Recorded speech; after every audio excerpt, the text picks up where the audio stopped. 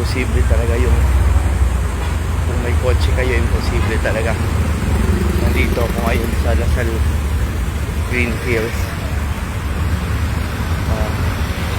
I think this is the only way. Nakailang subok kami, nagpasama pa ako sa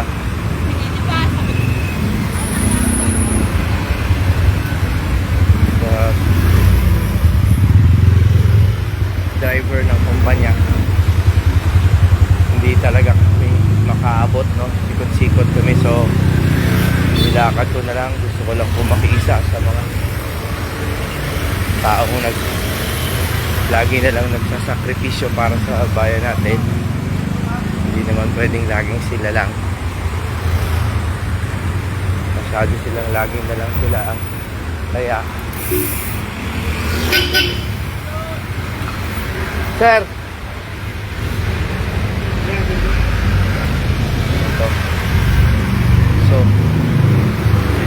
tumigil na po yung ulan.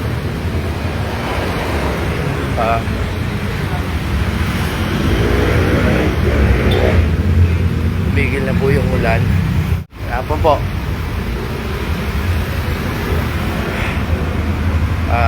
So sa mga baka sakaling hindi nyo alam ang nangyayari, I think umamin na naman ang mga miyembro ng rally na ang karamihan sa kanila ay miyembro na. Sir, magandang araw po, naka-live po ako. Bati po kayo. Salamat po. Salamat po. So etong actually alam nyo kaya ako nag-live to keep myself safe, na hindi ko sa totoo natatakot din ako. Hindi ko alam kung anong kararatan ko. Nagdala lang ako ng bag na sir, nagdala lang ako ng bag na may mga konting t-shirt, tubig,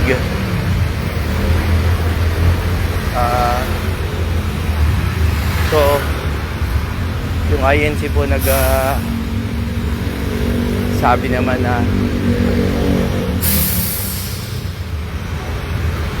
ito ay pagtutol sa ginagawa po ng administrasyon na kung sino po yung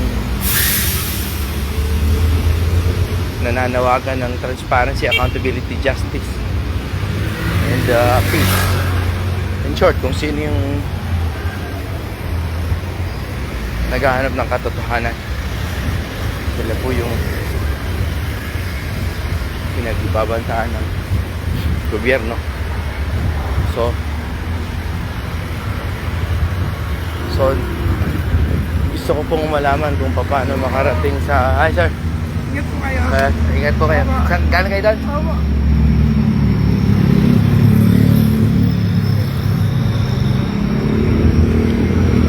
So etong sa Green Hills pa lang nilakad ko na,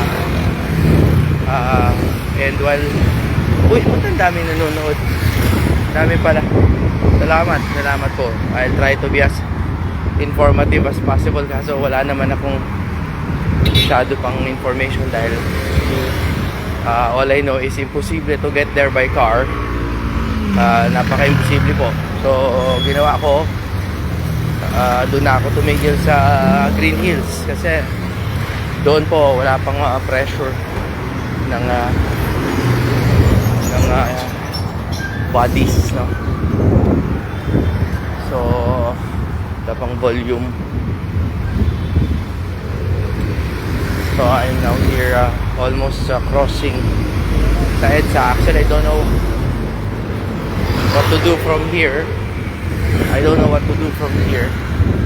Siguro tatawid ako dito sa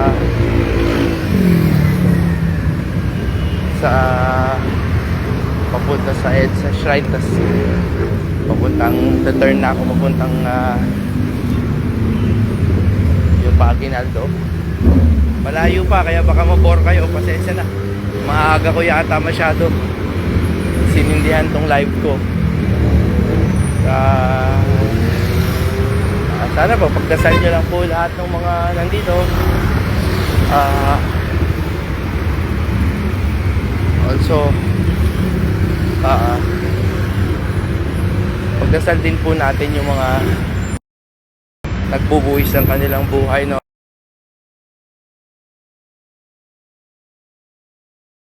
And specifically, pasensya na po sa mga ibang kulay sa inyo. Pero specifically, ang recently mga nagbuwis talaga ng buhay, yung sila Senator Marcoleta, kasama si former Congressman Mike Defensor, who by the way celebrating birthday today, no? Birthday niya ngayon. Happy birthday Kong Mike. Tapos si Joey Estrada, baka nakalimutan nyo na. And of course, can't forget our client and our dear friend Senator Bato de la Rosa. Nagsimula talaga kay Bato, no, na gusto lang naman manindigan, tapos na-threat sila, pati po yung kaibigan natin na Senator Bongo na-threat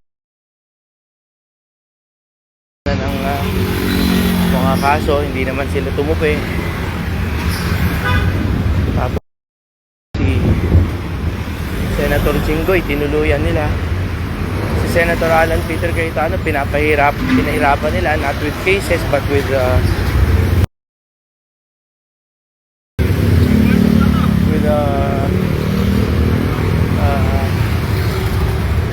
character assassination na talagang with the entire media structure. And alright mga kababayan, mag-reaction tayo dito, no, sa kay Attorney Jamie Bundok na naglalakad na lang ngayon mga kababayan, no, from Green Hills, San Juan, papunta po doon sa EDSA Monument, no, sa People Power, na kung saan ay hindi na po kinaya or hindi na po kakayanin kung magsasakyan siya dahil sa sobrang dami na po ng tao, no, ngayon sa EDSA mga kababayan. Maging dito sa southbound ay meron na pong naka-occupy, no, at kaya minanais na lang niya na mag-live, no, dito sa kanyang paglalakad habang papunta doon sa EDSA People Power Monument mga kababayan.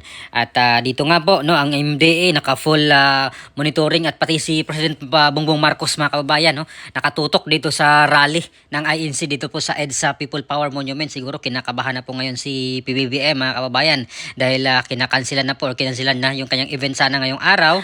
At may nakita tayong post dito sa social media kanina, no, mga kababayan, na naka-lockdown na di umano ang Malacanang, at yun nga nakatutok si PBBM dito sa People Power Monument, no, sa rally mga kababayan. At si Congressman Leviste kanina ay nandoon na, no, as early as 4:30 yata nandoon na sila. At nasurpresa nga dito pati ang PNP, no, mga kababayan, sa biglaang rally ng INC. So talagang hindi nila in-expect siguro mga kababayan, no, na may rally ngayong araw dyan sa EDSA. Ito lamang po yung reaction ng INC, no, doon sa statement sa press briefing or press conference kahapon ni Ombudsman Boying Rimulya na this week daw yata kakasuhan nila ng plunder itong si Senator Rodante Marcoleta mga kababayan. Kaya ang sabi ng INC, bakit yung taong nagsabi pa or nagpanawagan, no, or mananawagan at nagsagawa ng investigasyon para malaman yung corruption sa flood control ay siya pa yung kinakasuhan ng plunder, na talagang wala namang involved dito na public funds mga kababayan. Mga private individual po yung nag-donate sa kanya, no, campaign donation doon sa kanyang pagtakbo ng senador nung nakaraang eleksyon, pero siya pa yung kakasuhan ng plunder, samantalang yung mga involved dito na pinangalanan na sa flood control corruption ay hindi pa kinakasuhan ng ombudsman mga kababayan. Kaya ito po yung naging tugon ng INC mga kababayan. Para po sa aking opinion ay narapat lamang po na umalma po ang taong bayan, no, dito sa ginagawa ngayon ng administration, na kung sino pa yung mga nagsasabi ng or salita laban dito sa corruption na ito ay siya pa yung kinakasuhan ngayon ng administration, samantalang yung mga napangalanan na sa ilang mga hearing, pero hanggang ngayon wala pa namang aresto na nangyayari, no, or wala pang warrant. So inuuna nila yung mga kalaban nila sa sa politika at malinaw naman po yan mga kababayan, no? So sana hindi po ganun yung admin, no? Talagang lahat sana hindi selective. Yung lumalabas kasi ngayon yung mga kontra sa kanila, yun pa yung inuuna nila eh. Samantalang ang dami ng mga congressman na mga gumagawa ng mga kickback, no, or nakakuha ng mga malakihang kickback at contractor pa mga kababayan, at pati yung mga na-deliveran ng mga mali-malitang pera ay hindi po nila inaaresto. Yung inuuna nila yung mga sila Mike Defensor, may mga kaso na, yung mga 18 Marines, si Senator Marcoleta at si Senator Bongo ay meron na pong ICC warrant na mga kababayan, no, at si Senator Bato na nagtatago dahil nga po dun sa ICC warrant na talagang hindi na po nila may pagkaila talaga na yung gobyerno mismo yung magpapahuli or maghuhuli dito kay Senator Bato de la Rosa mga kababayan. So dito sa ating panawagan talaga na mapanagot itong mga magnanakaw sa flood control corruption at yung mga nadelibera ng mga milyon-milyon ng mga pera doon sa mga maleta ay dapat po silang makulong mga kababayan, no. Wag naman sana nilang unahin yung mga nagsalita lang laban doon sa corruption. Kaya hindi na po siguro natiis din ng mga kapatiran natin sa Iglesia ni Cristo, no, mga kababayan, no. Kasi nung mga nakaraan pa ay nagrarally na po sila, no. Yung panawagan nga po nilang accountability and justice, peace ay ginawa po nila yun mga kababayan para ipakita sa gobyerno na kailangan namin ng accountability, no. Pero hanggang ngayon ay wala nga pong wala pang tugon dito yung gobyerno, no. Parang hindi pa talaga nagawa nilang arestuhin yung mga pinangalanan na doon sa kailang ginagawang mga investigation nung una, no. At yun nga yung nangyari ngayon na pati yung si Senator Marcoleta ay kakasuhan na dahil lang po sa pagtanggap ng donation, no, nung pagtakbo niya ng senador noong 2025 election na hindi naman po pera ng gobyerno or hindi pera ng taong bayan po yun, no. Galing po yun sa mga private individual na nag-donate, at kung ganun pala yung mangyayari mga kababayan, no, ikulong or kasuhan ng plunder lahat ng mga tumanggap ng donation, sana lahat mga kababayan, no, kasi hindi lang po siya si Senator Dante Marcoleta ang naka-receive ng mga donations, no, during election, no. Ang dami po nila, halos lahat yan ng mga senador mga kababayan, pati presidente, pati vice president, pati mga congressman ay tumatanggap yan ng mga donation, no, galing sa iba't ibang tao, no, mga private individual, mga big corporations, big companies. Ang dami niyan mga kababayan, no, na magdo-donate talaga doon sa mga tatakbong senador, congressman, lalo na sa national position, ang dami, at lalo na sa presidente, no. Matandaan natin ang laki ng mga nag-donate ng pera doon kay PBBM nung nakaraang eleksyon, no, mga kababayan. Sana kasuhan rin po yun ng plunder, no. Hindi lang po si Senator Marcoleta, no. Siguro kung kasuhan lahat ng plunder, lahat ng mga nakaupo ngayon, halos lahat siguro yan ay makakasuhan ng plunder mga kababayan, kasi halos lahat yan ay tumatanggap ng mga donation nung mga eleksyon na nagdaan, no? Kaya para po sa aking opinion, malinaw na malinaw talagang pagpatahimik ito sa mga kalaban nila sa politika, itong ginagawa nilang pag-file ng plunder case, no, kay Senator Marcoleta na non-billable po ito mga kababayan, no. Baka mauna pa siyang arestuhin dito ng mga kapulisan or sa IDG, pati si Matibag na nagsabi na kung may warrant na ay arestuhin na po niyan talaga, no. At itong nauna na sila Escudero, si Joel Villanueva na sinasabing hinog na daw yung kaso, pero hanggang ngayon ay wala namang balita mga kababayan na aarestuhin na, no. Yun po yung ating hinihintay. Baka unahin pa po nila itong si Senator Marcoleta. At ngayon na nga ang Iglesia ni Cristo ay nagsagawa na ng malawakang biglaang rally, no, dito po sa EDSA People Power mga kababayan, no. At sabi ko kanina, baka kinabahan na ngayon si President Bongbong Marcos, no, dito sa rally na ito mga kababayan. At talagang nakamonitor po sila ngayon, no.